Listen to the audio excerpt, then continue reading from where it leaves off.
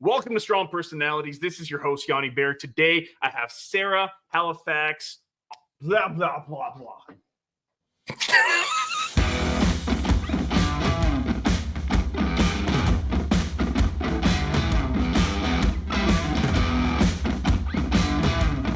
Today, I am here with Sarah Hallifax, who's about to face the 82 kilo championship in Virginia Beach, Virginia, with the Professional Strongman League.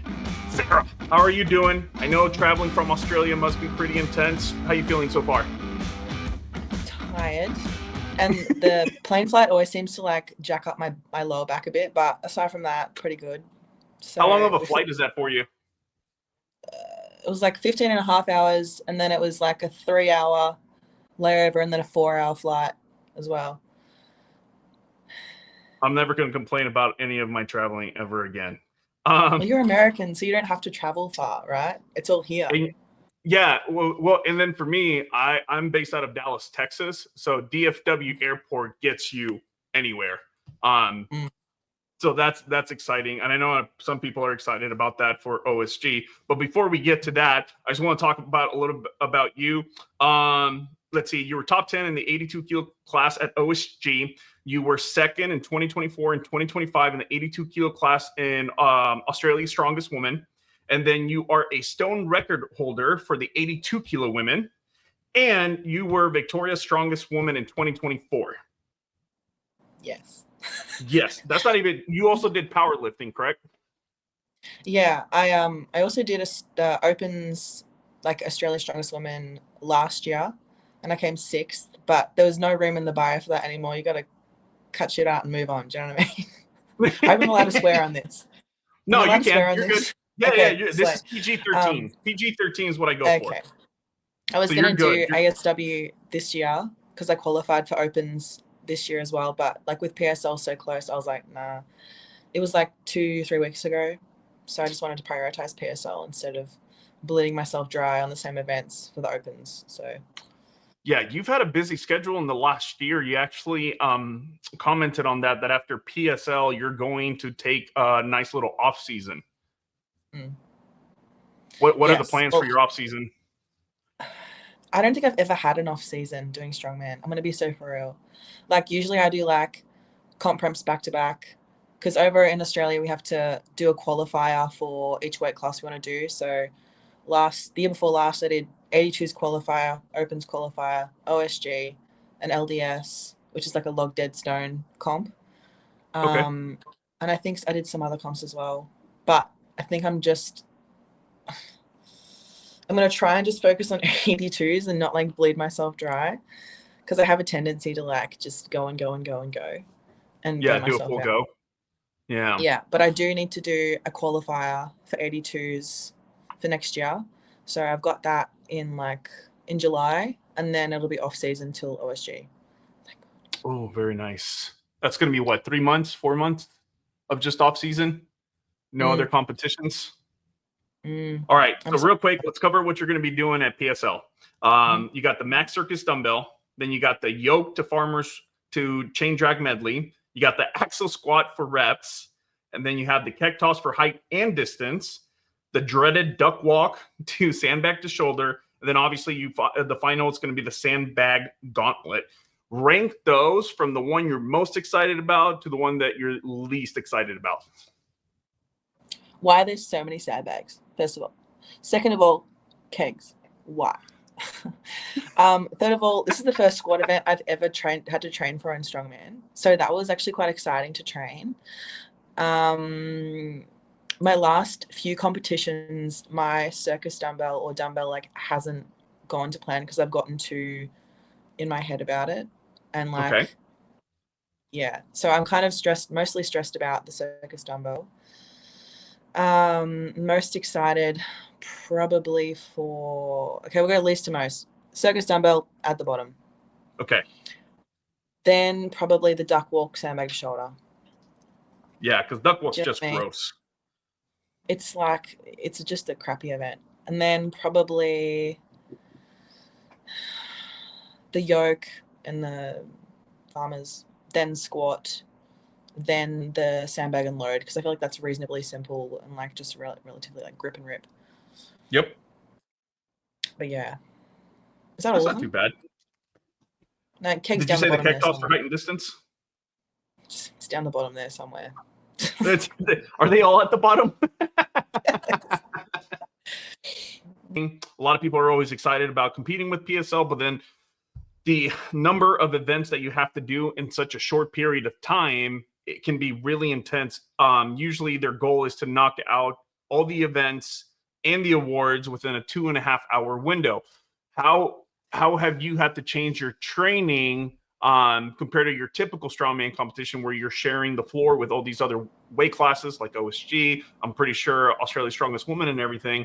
How have you had to adjust your training to accommodate for that speed? To be honest, I haven't.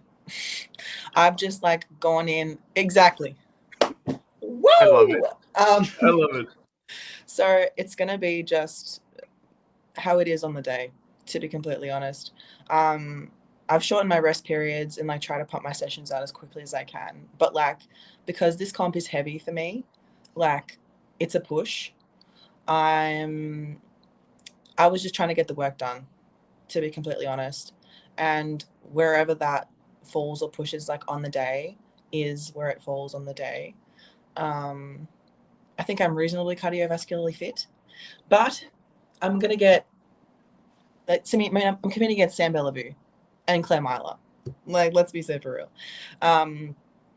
I'm like a small fry in the grand scheme of things, which I mentioned to you before. Even though I did come top 10 OSG, I know, but like in my mind, there's still so many more levels to like reach. So I'll just be trying to get through the comp and do as well as I think I can do. So I'm relatively relaxed, to be honest. Like my expectations are pretty reasonable of myself. I'm trying not to like stress myself out too much about it.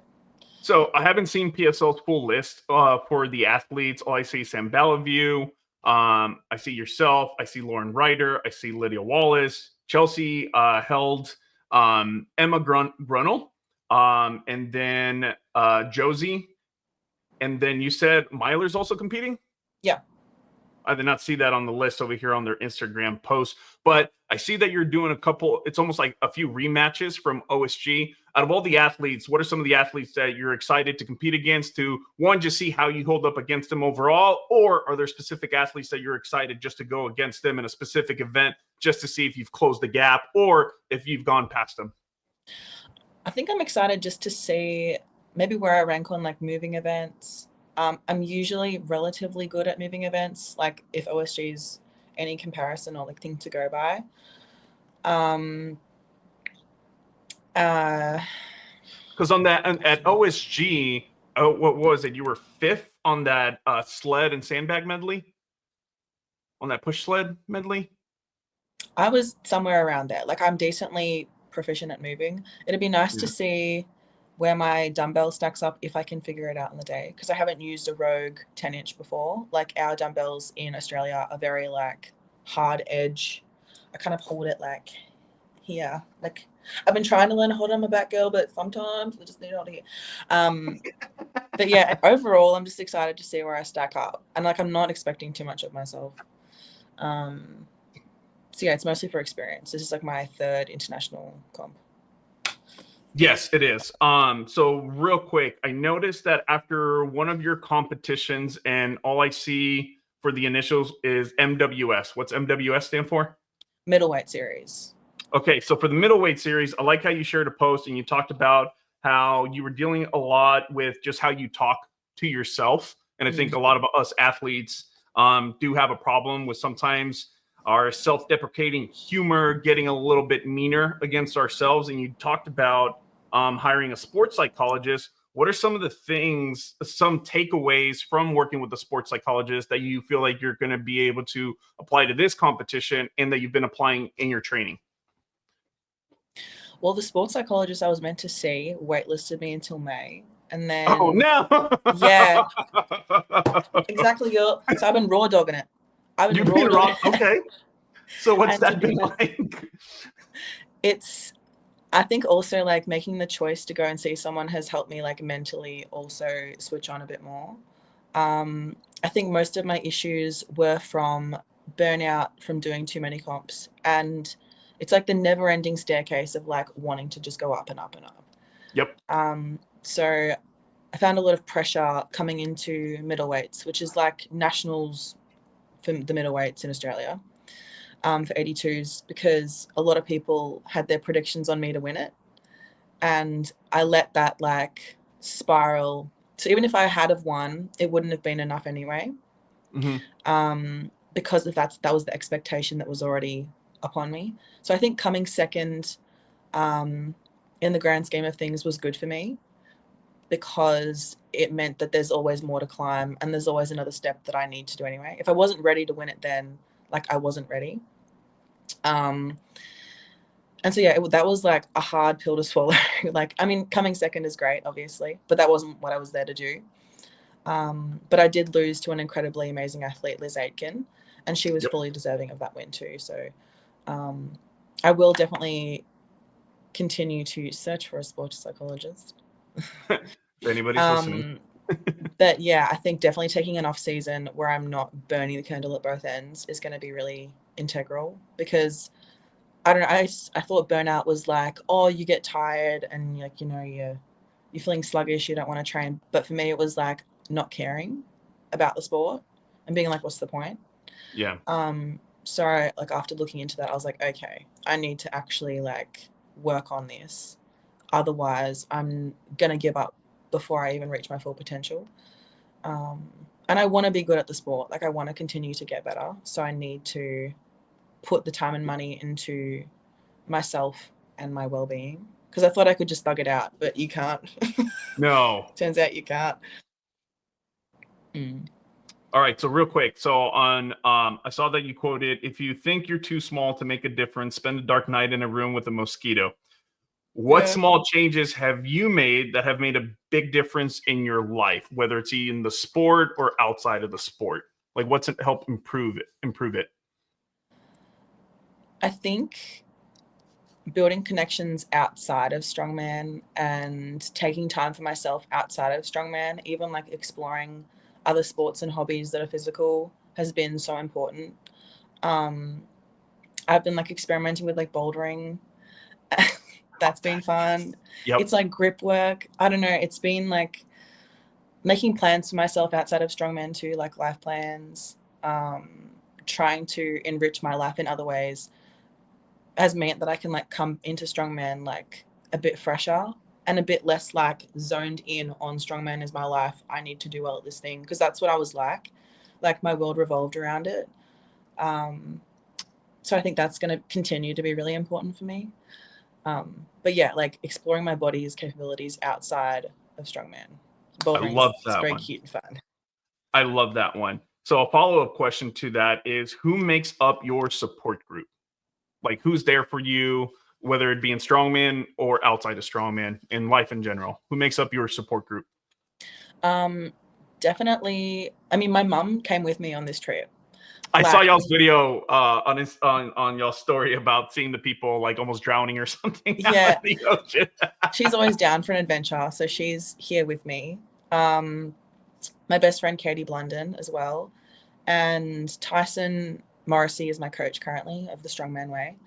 I jumped on him with him in December, so the adjustment period has been That's right, because before it was Lee Shaw, right? Yes. Lee Shaw still supports me in a lot of ways too, though, so that's been like really nice to still have him there. But yeah, it's mostly like I've always got close friends up in Queensland as well that are all in the Strongman scene, and there's like endless friends in the gym as well, so it's been really nice. I do feel really supported. Like everybody back home is like asking for the live stream, and I'm like, you better close your eyes when it's my turn, okay? Because I'm shy. Are you? Yeah. You don't give me shy vibes. I don't. In real life, I'm quite shy. The internet isn't real as far as I'm concerned. That's fair. I like that. So real quick question. I have on one of your support group members, you mentioned Katie Blunden. Mm-hmm. I want to know what makes Katie Blunden a great, and I quote, bum bag lady. Bum bag lady? Yeah. Right. No, she actually is quite a great handler. Usually when we like handle each other at comps, like I'll be her, she'll be mine. So we both wear the respective bum bags. So it's usually got the salts, tampons, pads for me especially, snacks. Everything. Great. Snacks are so important. With Donna, we have a system where she has to tell me when she gets to a 7, because then that lets me know that the priority now, no matter what we're doing, is food, and let's go get some snacks. That's cute. I love that. All right, so real quick, oh crap, I just went blank on the question. Hold up.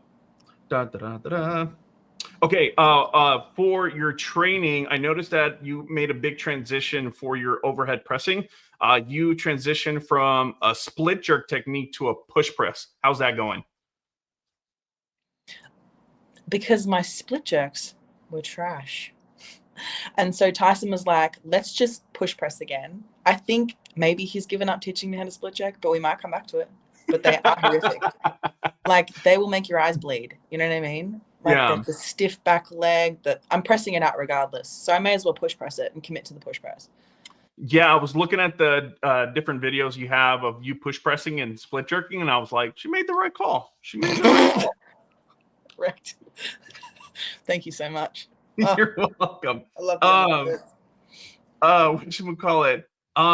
There's some phrases that you use that I'm not familiar with, just being from America, and obviously you're from Australia. What is a queen of the wonk? Oh, because I'm wonky when I deadlift. Okay, gotcha. I was just like, what? Is that something I don't? Your captions are pretty funny, actually. How often do you give the middle finger to the implements that you use while you're training? All the time, at least once a week. Joke. So all the time. Sorry, say that again. They deserve it. They do. I mean, I do it to myself, but especially the log. I hate the log. That is my least favorite. Really? Implement in strong. I hate the log. Why? What does it do to you? Because I came from Oli lifting, so then like the log makes me like lean back awkwardly. My hand position's here when I'm used to it being out wider. But that means you'd be good at like split jerks. Like you'd be so proficient overhead, right? I am. I love axle clean. I love axle clean and press. I love circus dumbbell, but log, ew, gross. Get out of here with that. I want you to build the perfect 82 kilo athlete out of the 82 kilo athletes that you know. Sam Bellevue for circus dumbbell, obviously. Okay. Yeah. 82 athletes. Claire Myler's deadlift. Ooh, yeah. She's got a good deadlift. Oh my gosh. And she competes in 2 divisions at like OSG and stuff. She's wild. I love her. She's off her chops. Yep. I told her to thrash me gently this weekend. I think she's gonna be a gracious god. Yeah. She's not. She's gonna whoop me. But no, fine. she goes for the kill. All the athletes I know. Yeah. Like who would make up your perfect 82 kilo athlete? Like the best pressers, the best deadlifters, the best medley runs, best grip. So you mentioned a deadlifter. You mentioned a presser. God, who's good at bags? Sandbags. I know Chelsea Held's so strong. Yeah, she competed in this last year too. Angeline Bervar, she'd be good at yoke as well as sandbags. There's just so many, and they're all in PSL, which is why I'm shitting my pants. Do you understand what I mean? Yes, I do. Josie as well. Josie's from Canada. Like they're all insane, and most of them are at the comp this weekend. So who else has got amazing grip? Not me, that's for sure. Jeez. Actually, Nick White has great grip in Australia. Actually, maybe it's just because I've seen her farmers recently or her frame recently, and it was heavy. So I'm like, she's got good grip. But Liz Aiken's also got a monster decision, right? Too. Pardon? What was that? What'd you say? No. What'd you say? I'm shouting out the Aussie girls. Liz Aitken's also got she's great at sandbags too, and she's great at yoke. Actually, Liz for yoke. She's nuts on a yoke. I don't know how you can not be a noodle. I get under a yoke and my body does one of these ones as I'm moving along. I feel like that's a bracing issue. Yeah, it is. I'm doing my best. Okay. I believe it. I believe it. But how long have you been doing strongman now? This is like my 4th year. And I feel like you're still pretty accomplished because there's a lot of people that, they're not top 10 at OSG after 3 years. So, well, in my first you're pretty year, good. Thank you. Well, my first year when I fully committed to it, because I was still dabbling in like powerlifting beforehand, when I fully decided to do strongman, like I went to OSG in my first year. So that was like terrifying. I was like, what are they doing inviting me? But I think I came 16th in the first year. So it's nice to like work my way up, which is nice. It is, especially when it's been so consistent as well. And then you've been injury free besides the, what was it, like a tendonitis or something that you were dealing with because of the split jerk? Yeah, I've had some like lower back SIJ issues, but that's from like powerlifting. Yeah. And split jerking horribly. So nice. yeah, dude. And I'm so glad like the split jerks are gone. But I was thrashing splits coming into OSG, which is why I was banged up. And then we had behind the neck press in middleweights. You know what I mean? I'd rather do behind the neck presses for a split jerk than the front one. It's just like, I feel like it's easier versus having to. But that's because you're an ollie lifter. And because I'm a noodle, I lean back and I hope for the best. I just lean back and like incline World's bench strongest noodle. That should be your new. That's what it's giving. That should be your new username after this. World's strongest noodle. Really all right, so I'm gonna give you a little fun fact that I learned about. You live in Melbourne, right? Oh my gosh, is she gone again? No, I'm here. Oh, okay. Do you still live in Melbourne? Melbourne? My bad. Yes. Melbourne. Melbourne. You still live in Melbourne? Huh? I'm in Geelong. I moved to Geelong.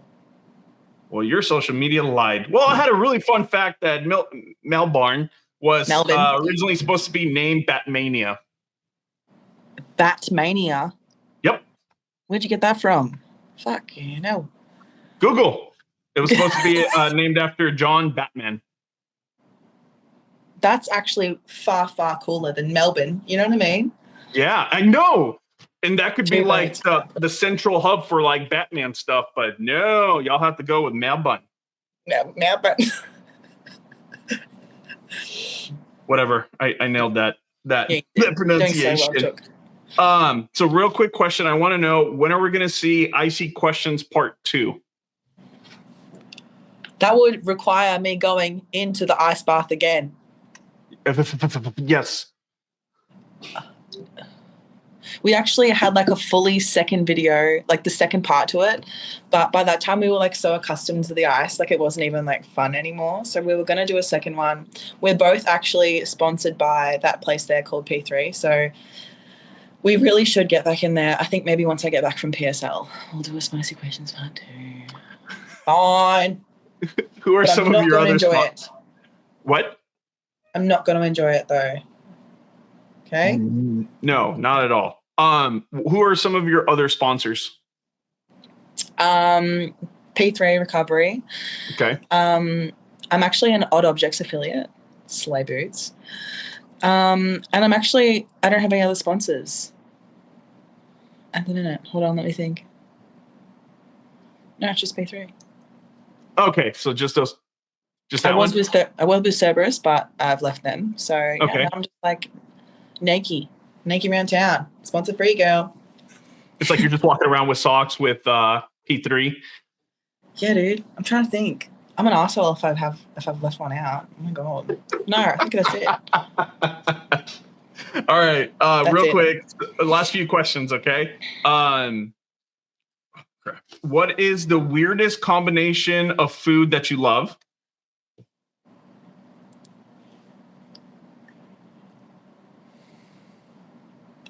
Probably like pickles. Oh, what did I have with pickles? Oh, ice cream and pickles. I think I had that one. That was actually quite lit. What kind of ice cream, though? Vanilla. I swear I've had that and it was lit. Yeah. But I don't really have that many odd things. I don't really eat that much odd. Maybe Pro might.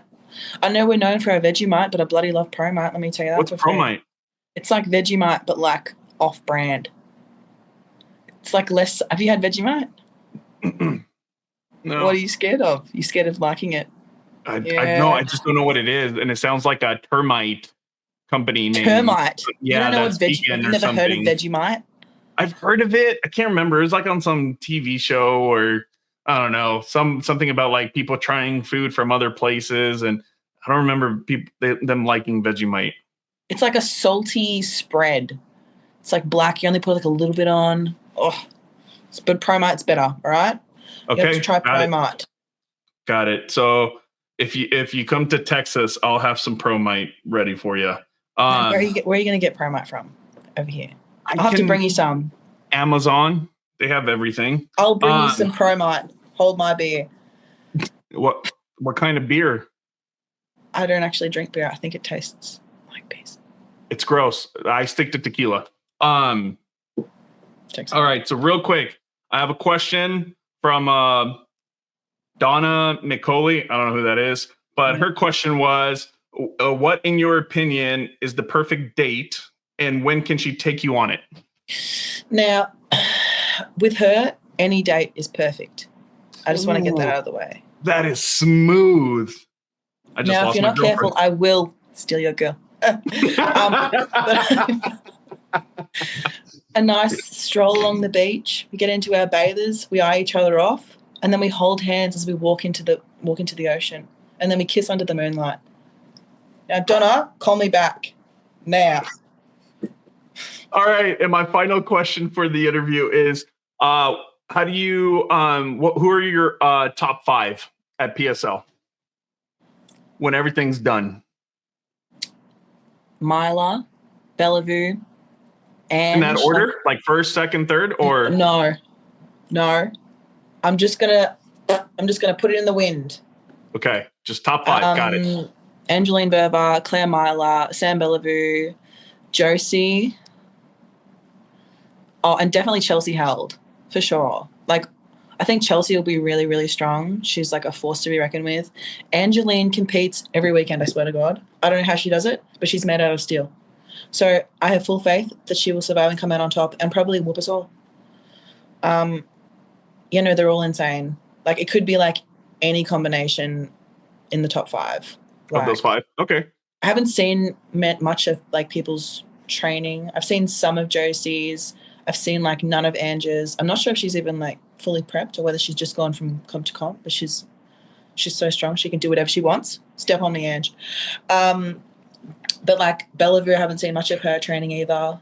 I know she'll be like insane regardless. So yeah, definitely those 5 for sure. Yeah, solid top 5. All right, Sarah, thank you so much for jumping onto the Strong Personalities channel. I know you got a big next couple of days. Good luck with surviving those 5 events against those top athletes that you're going against, which you are one of them. Thank you so much for including me in there. I love it here. Yeah. And then, good luck. And I'm sure I'll catch you here in Texas at OSG later this year. Perfect. Thank you so much for having me on. Bye, Sarah. See ya.